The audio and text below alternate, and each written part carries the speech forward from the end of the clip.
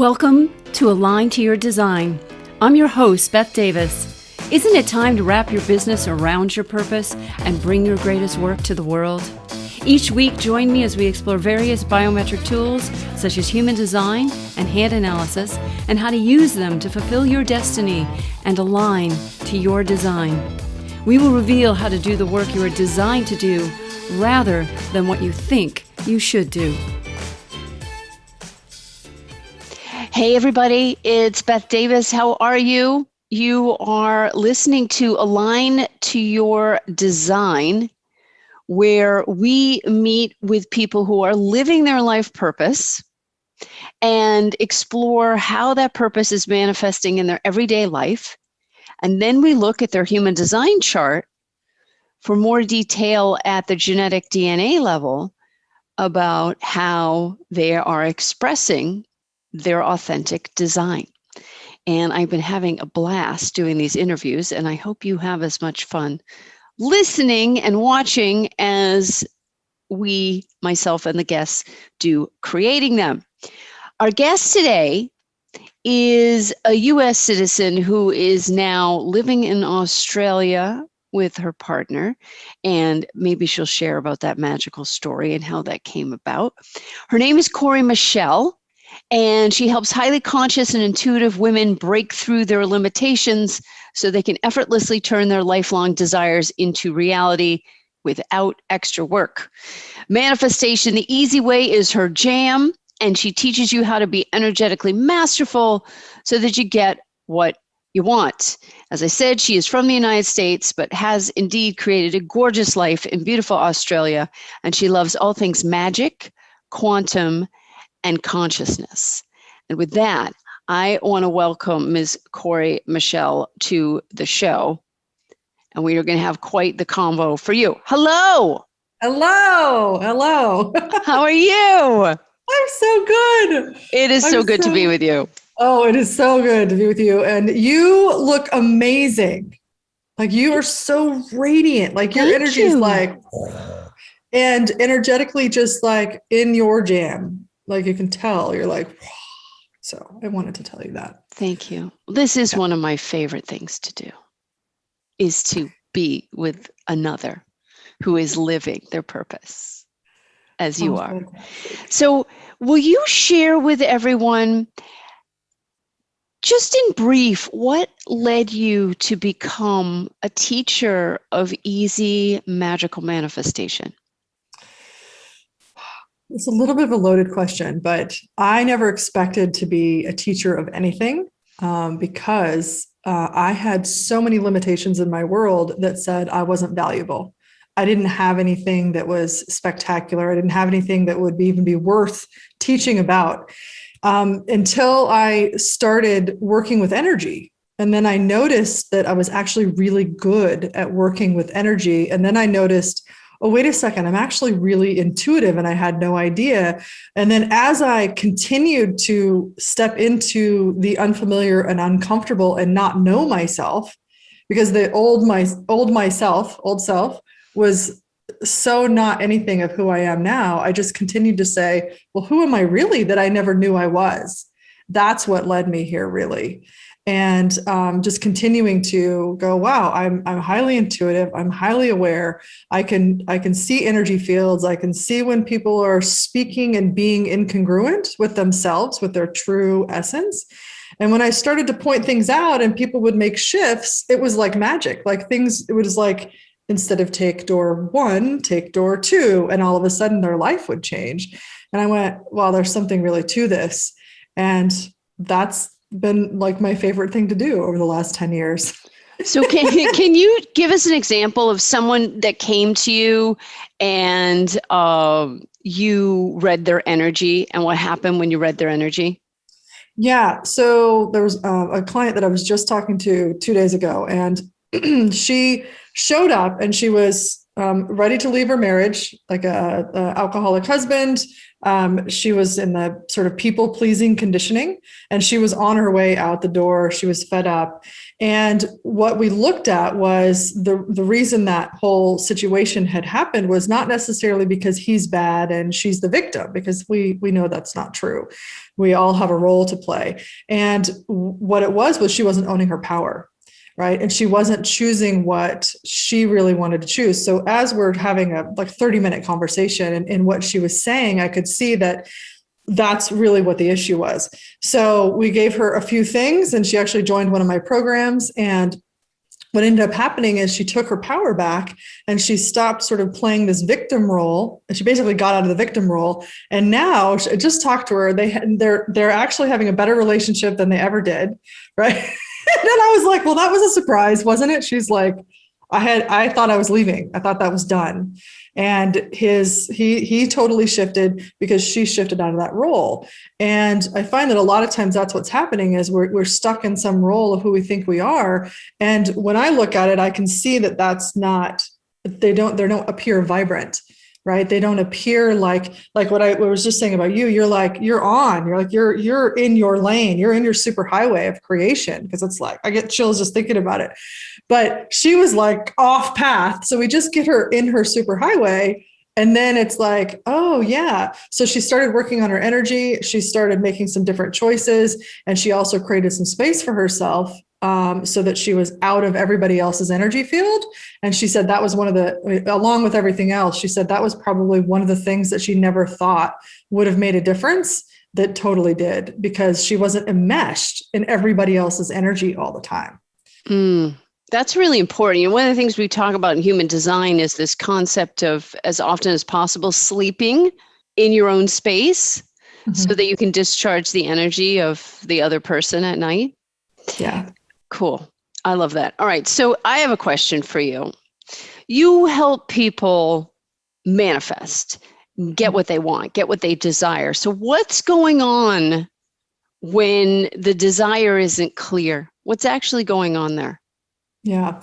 So it depends on sort of the person and how they perceive receiving their desires, right? So we can look at a number of different areas, right? First thing is, do you actually think it can happen, or do you think a desire is maybe someday it'll magically show up? Like I work a lot with the magic. So the magic to me is the non-linear creation, where it's literally like you take a right instead of a left, and all of a sudden things are very different. Right. But that doesn't happen magically. It happens on purpose, when you are choosing to be congruent with who you really are, choosing to be in harmony. Your choices match your energy. And one of those elements is if you actually either believe or know that it can actually happen for you. Right. So surprisingly, a lot of people think that their desires are supposed to stay in desire land and not come into full reality. Why is that? Why do they feel like they can't have their desire? So much of it seems that it goes back to childhood, right? And I think of this is probably one of the most unpopular points of view that I have. I think a lot of it goes back to like something like Christmas. We say we want the bike, and we say we want the Nintendo, back in our day, right? We say we want all these things. We write our list up, we give it over to Santa, right? And then we don't get it. So then we start going, well, if I want this, I'm just not going to get it, because we continually want things and then don't get them at some point. And that happens so much for so many people, and in these sneaky little ways. Like, I really want this for my birthday, but my parents got me something different. Right. So even if I say and I write my list and I really wish for it, I'm still not going to get it. Right. And that happens a lot with Santa Claus. Right. And Christmas time. So we're taught to don't ask. You're never going to get it anyway. And those sorts of things get embedded in our subconscious, so that we are functioning from that in the future. So because when we're 8 years old and we really want that thing, right? And then we don't get it, we're disappointed. So then we start functioning to not disappoint ourselves, right? And the way we all truly function is when we are truly looking at what do we really desire. Those desires are awarenesses that allow us to pay attention to things. They're energies, right? And if we're going, ooh, I'm really being called to that, or I really feel like that would be fun or enjoyable or satisfying, or I feel like I'd be successful if I did that, right? Then if we're moving towards those energies, right? There's always something there for us. Always, instead of trying to avoid the disappointment of not getting it. That is such a beautiful answer. And do you also think that many times what we think we want isn't even a pure organic desire as well? Like, I made the list for Santa of these things I think I want, but many times it's because, oh, my friend has one and I want one too, or it'll make me look cool, or whatever the reason is that isn't authentic, that isn't organic. Can you speak to that piece as well? 100%. Yes, 100%. I just created actually I call it the 5D 6-point vibe check that you put your desires through. And it's 6 questions to ask to make sure your desire is yours and that can actually happen. I have very many, I have a lot of unpopular points of view. And one of them is that infinite possibilities actually don't exist for you. They do exist in the world, but the things that are going to show up for you, that it's not that it's limited, but it's in, like we talked about, that super highway of when you're really in that super highway, you don't want the things that are not meant for you, right? Those are sort of like, if I wanted to go try to be like a neurosurgeon, number one, it's not possible for me because I don't want to, right? That's not for me. That's for somebody else, right? Right. And when we can start really tuning into those desires that are for you, then they start showing up really quickly. So it could be not yours at all. It could be your friends, and you're, an empath or have those open gates, and you're like just picking it up, and it seems exciting because somebody else is excited about it, right? And when you ask these particular questions, it really gets all the extra stuff out of your way and goes, okay, is this really yours? And when it really is yours, it is meant to be. It already exists. It will happen. So putting that energy into it will be worth it. It won't be a waste of time or energy or effort. So 2 questions. Can you tell us what one of the questions is on the vibe check? And 2, do you have a link we can give out after the interview for people to get that report? Is it a freebie or is it a paid thing? It is now, as of yesterday, a freebie. And let me don't worry about it. I'll get the link from you later, but can you tell us, we'll make sure everybody listening gets a link to go get the report, but will you tell us one of the questions? Ask us one of the questions? I will. I'm just pulling it up here. Okay, so awesome. Get it to you accurately. Great. Wonderful. Okay. Now this is really, really good because this is a lot of what I talk about. That's the very first question is it a true possibility or desire and not fixing a problem, issue, or overcoming anything? Ooh, ask that again. Oh, bingo. It's a good question. Ding, ding, ding, ding. Sorry about that. Is it a true possibility or desire and not fixing a problem, issue, or overcoming anything? Wow. So it's moving towards the desire rather than coming from away from. Yeah.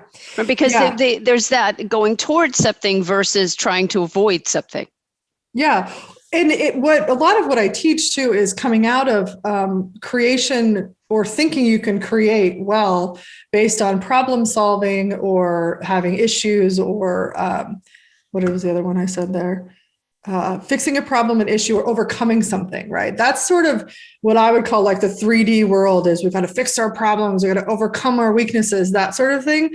That has never worked for me, ever. And so what I started noticing was, wait a second, when I notice what I don't want, but focus my energy on, hey, what is really calling to me? What is that more expansive energy? And let that resolve itself, then it will start to show up. So if you have a problem, like one of my problems was I wanted to earn more money because I had a lot of debt.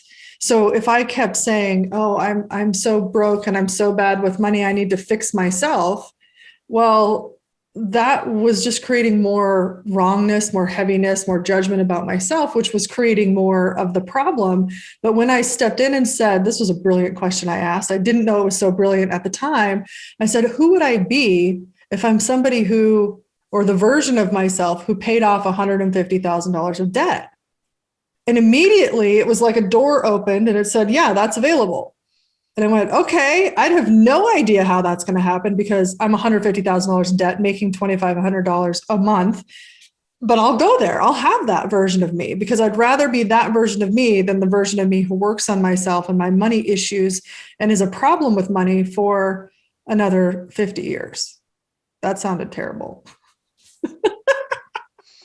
Yeah. So what happened that allowed you to pay off the debt? What was some of the events that unfolded for you?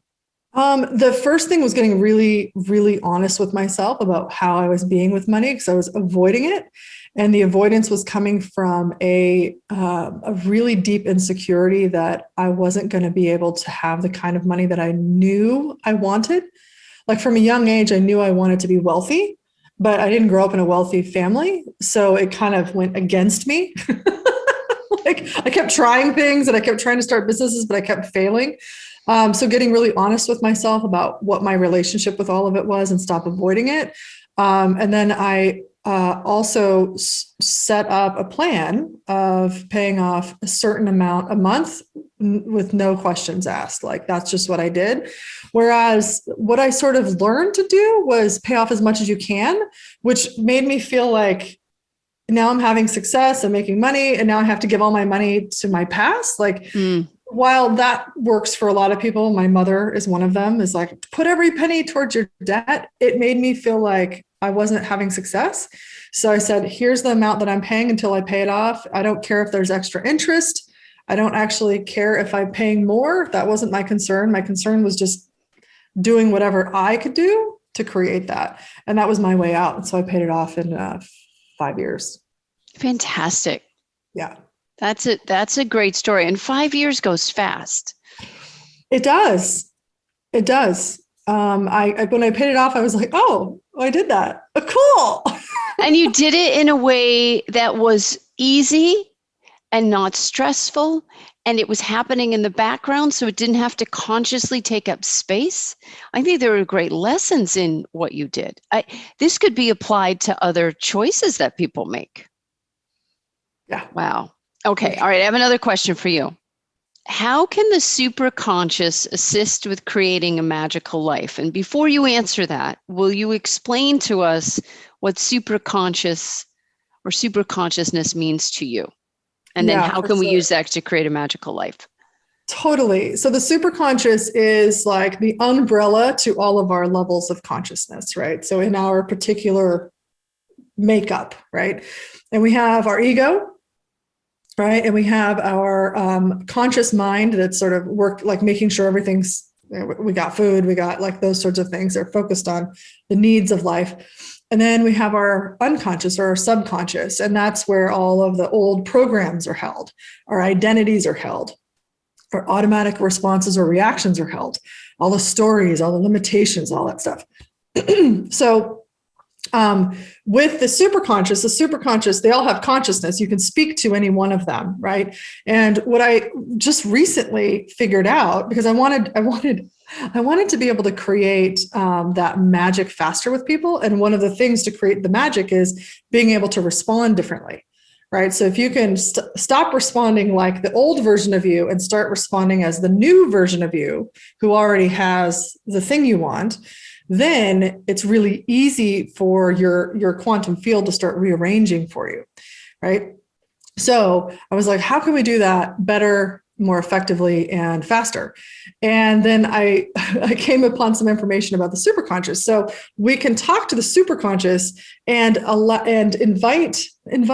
ask. It's more like a request, actually. Mm-hmm. Request the superconscious to transmute the resistance or the inner conflict or the contrast between two experiences. So one experience could be me being so drowning in debt not trusting myself, not knowing how I was going to make it, and the fear and the disappointment in myself and the ongoing failure that I thought I was, those beliefs and those feelings, and the version of me that knows that I can pay off any debt and I can have plenty of money, that I am successful, that I have something valuable to offer, right? That I can do it, right? So there's a big difference between the two experiences.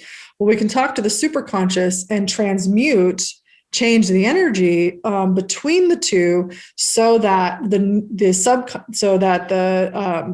new version, the upgraded experience, can be placed in the subconscious, so that in life you start responding differently, because we basically we rewired your brain and put a new program on your subconscious. So that's what we're finding with people, is they're just respond. They're like, I used to drink and I've been trying to quit for like 20 years and all of a sudden I didn't want to drink, stuff like that. That's very potent. It's really fun. That is really cool. All right. Is it possible to create in a world that isn't chaos? I think I know the answer, but what do you think? I think you do know the answer to this, because you do it all day long as well. It's interesting to me, especially with 2020 and what we're still experiencing in the world, right? There's a lot of chaos. And so much of what my perspective is that it's created chaos. It's things sort of sussing itself out. And when we're not in our superhighway, we're very susceptible to the chaos that can be going on, the sort of manipulation of heightened energies that may not actually have anything to do with you. And when we're in that sort of superhighway, we can create anything, because the universe is always working. No matter what's going on with anyone else or around the world, you still have an ability to create. And your superhighway is always going. Mm-hmm. Now, it doesn't I was just thinking about this morning, because it was 7 a.m. right now, right? Really early in the morning this morning. I was thinking about, like, it doesn't mean, if you're having your best, most magical life, it doesn't mean that circumstances won't happen, right? It doesn't mean that you might not come up against interesting things in your life, right? Or maybe not so interesting things. It's how you respond to them that activate a different pathway, a different experience, right? So if I'm responding as everything in the world is chaos and we're worried and fearful and everything, then you're going to respond in a vibration that's going to perpetuate that, and it's going to keep it going. But if we respond in a way that says, hey, what else is available for us here? What other experience? How can this actually work itself out? Then it does. And when you start to believe it, because it happens all the time, then that's just always your experience. And that's what I experience a lot of the time, of going, yeah, everybody else is having a lot of hardships, but it's based on their energy. It's based on their response, not based on what's not or isn't available to them. It's so interesting you're sharing this, because I just recently completed a Deepak Chopra's 21-day abundance meditation, which circulates all year long, and it's free. And I'd seen it for years and I hadn't done it. And a friend of mine who I really respect said he was doing it for the second time. So I said, all right, I'll do it again. I will do it this time. And I do it all the way through. And it was wonderful, really exploring the concepts that we're talking about here from Deepak's point of view, if you will. And the reason I bring it up is what I was so struck by was the amount of drama certain people had around following the instructions, which were basically this: read the task, write it in your journal, listen to a 12 to 15 minute meditation every day, then message the group that you did it. So, day 3 done. That was the whole thing. If you don't message the group within the time frame of that day, you're deleted from the group. That's it. People were writing in, well, how much time is this going to take me each day? And how much do I really have to commit of my energy? And, oh, is there an extra place for the files? And can I bring a friend? And, oh, can you add me in later? And, oh, I need to miss a few days. And this went on and on. And I said to all of them, no, No, you follow the instructions or you're out of the group. It's really very simple. That's how this game is played. There's other games, you can go play those. And a friend of mine actually pointed this out to me because she was in one of the groups. And she said, oh my God, Beth, the amount of hoops that people put in the way of manifestation. And I think that's what you're speaking to. It's like, this was like a simple, hey, listen to the meditation, mark it done. And, 18,000 reasons why I need special treatment. And I even just started saying to people, like, I'm not going to give you special treatment. I got that blunt with them. I'm like, you need to take a look at why you need special treatment to do this simple task. And where else is this showing up in your life? No wonder you're having trouble manifesting. I mean, it blew my mind. Maybe you can speak to that. Well, they have an abundance of problems. Right.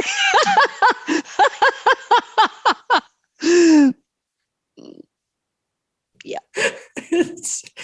What do you want an abundance of? There's always abundance. Where are you putting your energy, right? So succinct, Cory Michelle. But it's funny that they're choosing that particular thing and then having that response to it, right? But it goes for in the world too. Like everybody wants to create, not everybody, this is not everybody. A lot of people who seem to be loud want to create problems and perpetuate their problems and make their problems or their perception of problems everybody else's, which indicates that there's not a priority of ease. So I have a priority of ease and effortlessness. Now I'm willing to work. And sometimes, people say I'm one of the hardest workers that they know, which I'm always like, ooh, I got to back off with that because I don't want to be the hardest worker everybody knows, but I will do the work because effortlessness isn't about not working. It's about not pushing, right? Mm-hmm. I know you are very familiar with this. It's not pushing. And when you're in your superhighway, when there's a concept called generative energy. When you're making generative choices and your energy is regenerating, right, then you have a sense of effortlessness because it's like the doorways are opening for you and you're walking through them instead of going down and knocking on every door, right? So it's a energy, it's perception, it's your beliefs, it's how you perceive the world, it's all of those things combined. But if you have a priority of ease or effortlessness, then you start choosing based on that, it will show up. It can't not. Well said. Yeah, so those people didn't have that priority. No, they didn't. Right. They had a different priority, an abundance of problems. So well put. That's what I'm going to just say the next time I do the meditation is just say, it seems you have an abundance of problems and maybe this isn't a good fit. I know I can be snarky. Well, the thing is that really it's like, it's annoying because they're not in their essence. Right. Right. They're off. So and I know, this so well, so I'm not, sharing anything new with you, but the reason it's annoying is because they're incongruent with themselves and we can feel it. We're going, what's going on over there? If you just stop making excuses for yourself, it would be so much easier, right? I think so much of when I get annoyed with somebody is either because there's something incongruent within me energetically or with them or between us. And once we resolve that, then it's fine. Well said. So with that, let's have a look at your design. And I want to ask the question to you about your design before I bring it up. What would be the most abundant question that you could ask about your design? And we'll look at your design from the perspective of that one question. What a great question. How can I contribute to even more people with my brand new podcast? Is that the kind of question you're looking for? That's a great question. Let's bring up your chart and see what pops out at us. How can you contribute to even more people with your brand new podcast? And I want to point out to everyone watching and listening, what an abundant question. I'm also thinking that asking abundant questions is going to take us further, farther, faster than high maintenance limitation questions. So really good. Okay. Maintenance limitation question. That's a variety. It's a special blend. All right. Well, here's the thing. I'm just going to go right to the incarnation cross. We're going to talk about that because it's so potent. Everybody has one. And let's talk about yours. Left angle cross of revolution. And you lead with gate 49 in your personality sun. So the incarnation cross comes from the sun and earth positions in the personality and the design side. And anyone who's been following this podcast, I'm not going to go into a big tutorial about human design at this moment. Essentially, the personality side of your chart is your date, time, location of birth. And the design side is 88 days before you're born, when essentially your soul comes in. And the soul is in the neocortex. This is where our soul actually is. And the soul comes in 88 days before, and then it begins to decode and encode the body to become Cory Michelle, the 88 days before you're born. These positions of the sun and earth in the sky at the moment of your birth, in the sky 88 days before the moment of your birth, those locations give us oh God, what is the word? I can't even think of the word. Essentially, 4 locations of the sun and earth that make up this incarnation cross. And because there's 4, it's a cross. And we can look at that in a moment, what it actually looks like in design terms. Your sun, you can think of this personality sun is when people ask you, hey, Cory, what's your sign? What's your sign? It comes from that personality sun.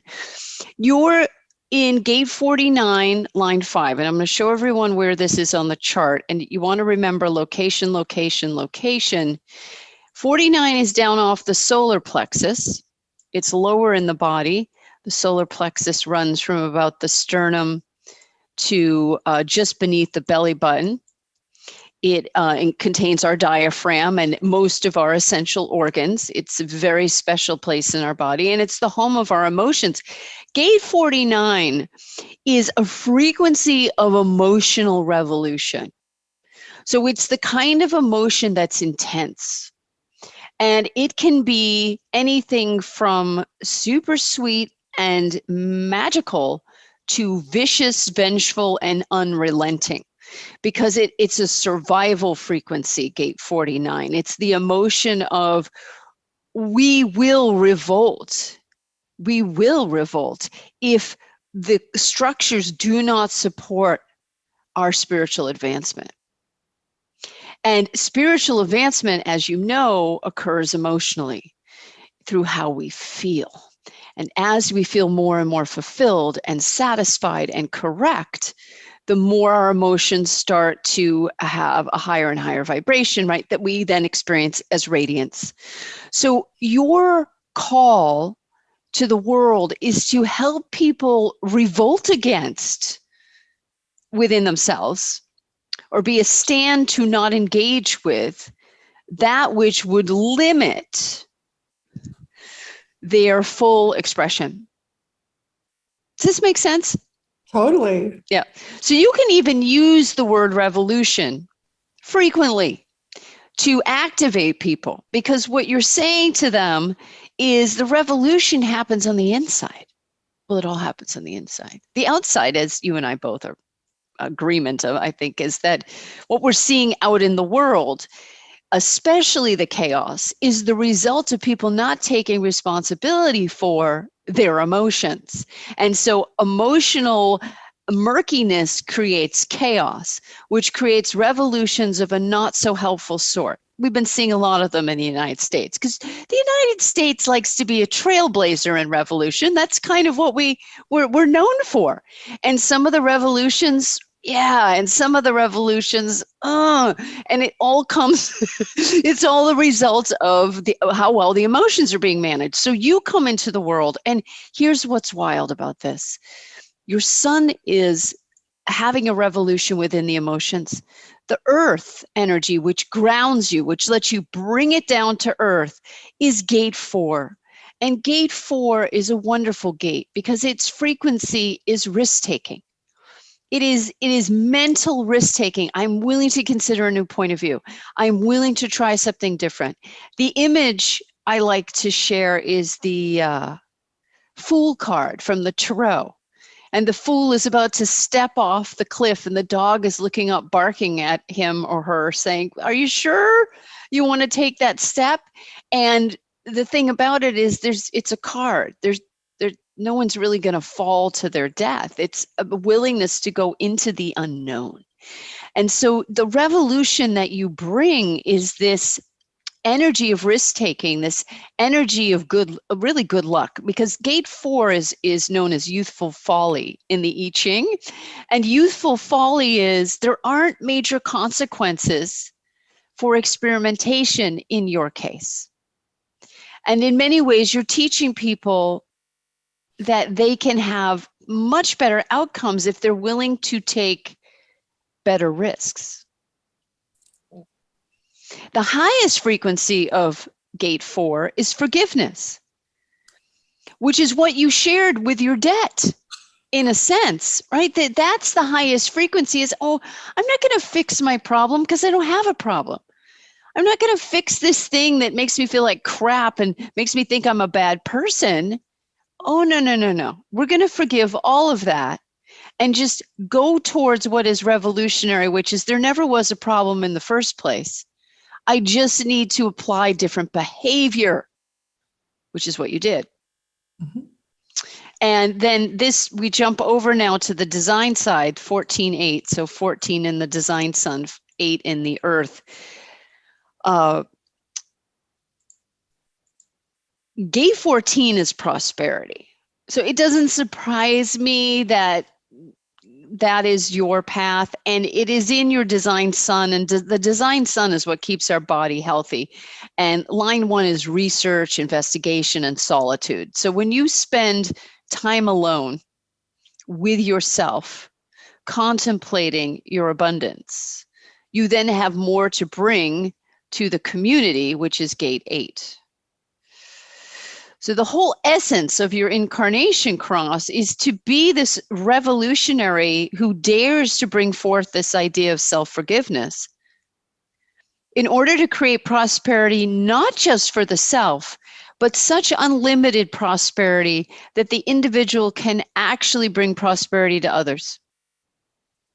It's communal. 14 and gate 14 and gate 8 are communal. And just as an interesting side note here, they are in the same frequency line of the design. Gate 14 is down here off what's known as the sacral. And gate 14 is known as power skills. And it is the power skills that come with working hard, but working with joyful effort, because there's so much pleasure in the work, right? It's like effortless effort. That's what I call it for myself, effortless effort. Like, yeah, I'm doing stuff, but my body is doing it. My head's not really involved. My body's just doing this thing because it knows what to do. So gate 14 is instinct. Anything, below basically the neck is instinct. So 14 says, I'm going to work hard. And you also have the whole channel, bumps up to the 2. I won't get into that, but essentially you've got the channel, and then you have the 1-8. So you have this whole frequency that goes right up to your throat. And those 2 channels are all about money and creativity such that it benefits the community. And not only that, gate 2, anyone with gate 2, you're directing humanity. No pressure, but you're directing humanity towards a different consciousness. And I'll leave it at that. Suffice to say, without bringing in new human design terms, I do want to put a cap on this, that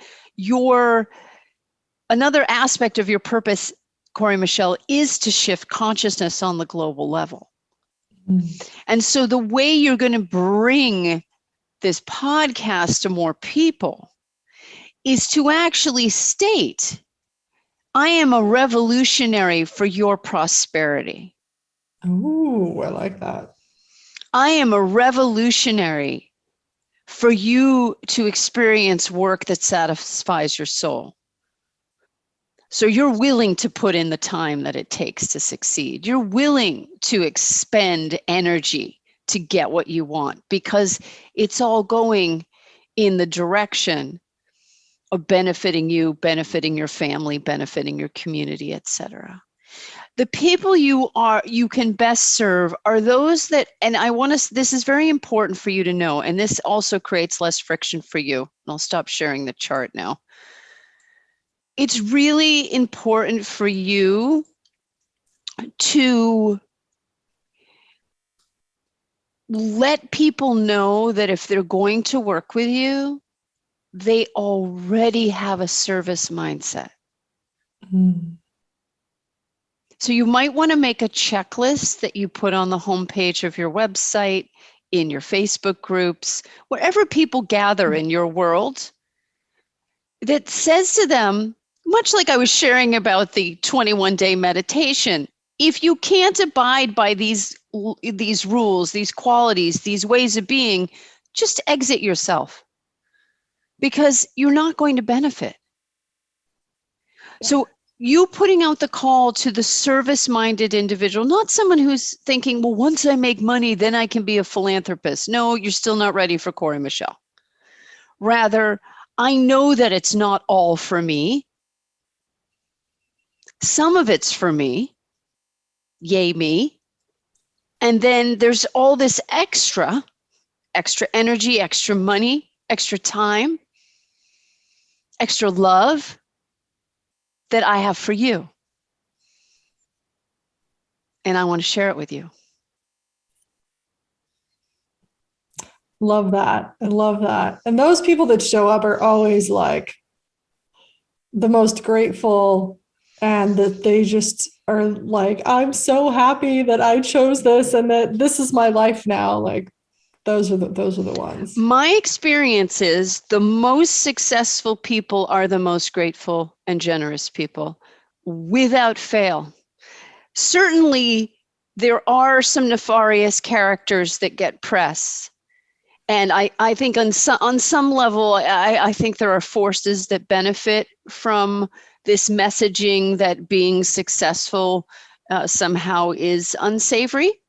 Even though people are encouraged to be successful, they're also bombarded with messages of don't get too big for your britches and don't show off and stay small and get a job and pay your taxes and keep your head down.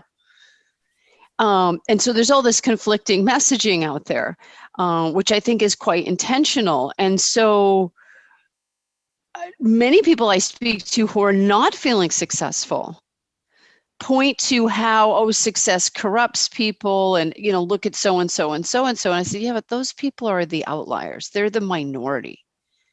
The majority of truly successful people, one, you'll never hear about them because they're not blowing their own horn. They don't need to. They're too busy being successful. And they love their work. They love the people in their life. They're always giving thanks. They have plenty of money. They have plenty of opportunity. And they surround themselves with people who are also of that frequency. So I want to offer to you that looking at your design, because of the advancement that you bring as a consciousness in form to this planet, the thing that really helps you go to that next level is to have very rigorous boundaries about who's really ready to move into a higher level of consciousness. They have to really be already on some level in that place of appreciation, or they're just going to cause trouble for you and for the group. And you don't need 100%. that. You don't need that. No. Ain't nobody got time for that. Ain't nobody got time for that. Thank you for that. That is probably exactly actually what I probably required in starting this new podcast, the clarity and energy behind what you're talking about. Thank you for that. You're welcome. Because the podcast has the kind of power to be in the top 10 or 20 podcasts in the world, given who you are, given the design you have. because of the way energy moves through you. I mean, it's how you're designed, is to move energy from the earth straight up and out your throat to impact people in such a way that their lives are never the same, and they're grateful for it. They're so happy their lives aren't the same. I know doing this podcast with you is going to impact thousands of people because of the frequency you bring. The hair on my arms has been standing up for most of this interview, experiencing your point of view, because it's pure, it's clean, and it's authentic to Cory Michelle. You're not trying to be anybody else. You're not trying to sound like anybody else. You are fully showing up in your design. You are aligned. Yeah. Thank you. Yes. You're welcome. You're welcome. So I think if you are crystal clear about the who, right, you're looking for love revolutionaries, you're looking for forgiveness revolutionaries, you're looking for prosperity revolutionaries. These are people who don't go to battle, right? They go into service. That's the revolution. They're going into service to lift other people up. That's the revolution. Yeah. And that's exactly it. And so much of the time when they get to me, they've got to lift themselves up, right? First. Yeah. And well, you have the tools to do that. So will you share with everyone what you've got cooking that's hot and newsworthy? And then we'll share any links that you give to us. So everyone listening, we'll make sure you get all the links in the notes below the show. Totally. So I've got, it's so funny, Beth, because I was thinking about you when I was naming this literally a couple of days ago, the Desire into Reality Revolution. And that is a one-day masterclass, about 5 hours. And we're going to take you through a desire. You're like, what's your desire that you haven't been able to manifest into your life yet? And I'll take you through the whole process to becoming like, what do you require to know and act upon to be fully congruent with that being your experience. And so we're going to do that in about 5 hours. Pick one desire, and there'll be a live masterclass coming up. This will be at the end of March. And if you're listening to this long after that, you'll be able to find whatever's current on at offer for it with us. And then the podcast will be starting soon. So if anybody wants to join for some interesting and possibly very different perspectives. What did you call it? What are you calling the podcast? Brilliantly Aware with Cory Michelle. Beautiful. Yeah. And yes, that's a great name. Yeah. Thanks. So sorry, go ahead. I'm excited about that. I've been wanting to do a podcast for like 6 years. And so it's finally happening. So I'm really excited about it. So good. So any final words of wisdom for our viewers?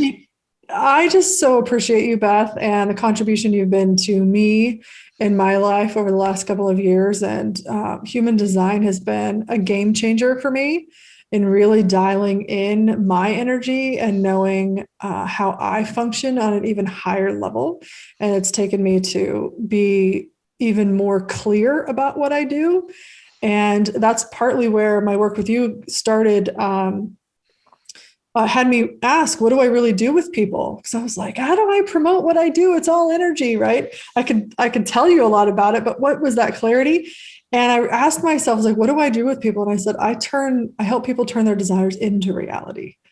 And that in itself is revolutionary because most of the world doesn't know how to do that. Like, well, there's a percentage of people that do, but there's still a lot of people who don't know how to do that. And that's what I can really help people do. Yes, you can. So thank you for your contribution to me and everybody that gets to receive. Oh, you're welcome. You're welcome. And thank you for being here today. Such a pleasure. And thank you everyone at home. And we'll see you for our next episode. Bye for now. Bye.